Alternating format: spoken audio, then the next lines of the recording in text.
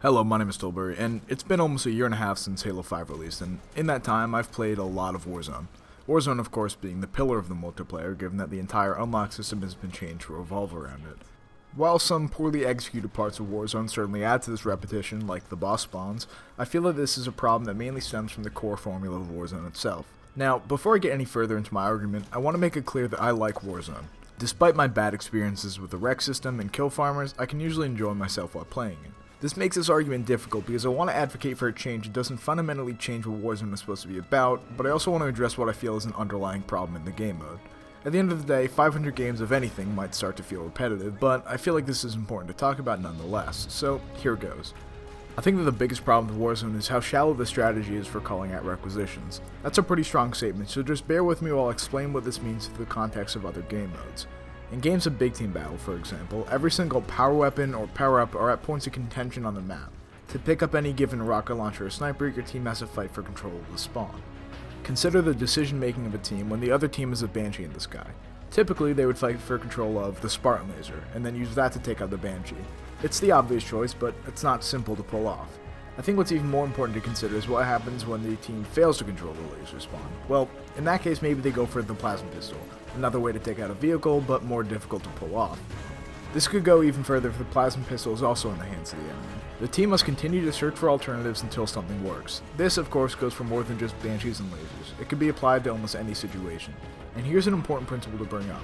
The game often becomes more interesting when players are denied the right tool for the job. Now, consider how a similar situation would work in Warzone. The enemy team has a Banshee. What does the other team do? They call out a Spartan laser or a rocket and shut it down.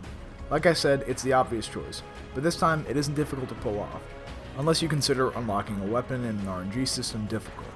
You likely won't see people baiting the Banshee in close and swinging at it with a gravity hammer, or getting in a Warthog and fighting the Banshee from the ground as it chases them. But some of you may realize that teams usually don't react so quickly. This is mostly due to the "I'll let somebody else handle it" attitude that many people get while playing Warzone. Usually it takes somebody to get frustrated enough for the Banshee to decide to do something about it. This delayed reaction doesn't make the decision making for countering the enemy team any less straightforward.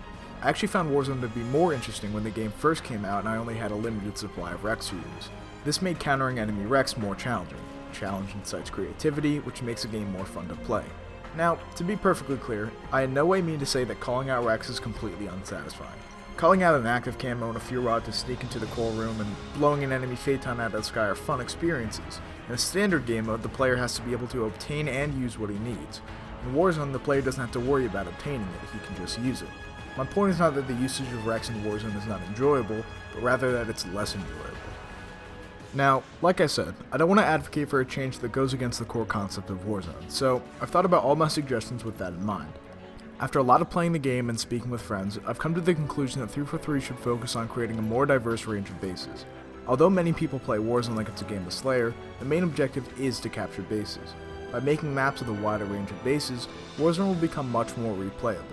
As it stands right now, every Warzone map uses pretty much the same bases, making the strategy of defending and capturing a base become mundane too quickly.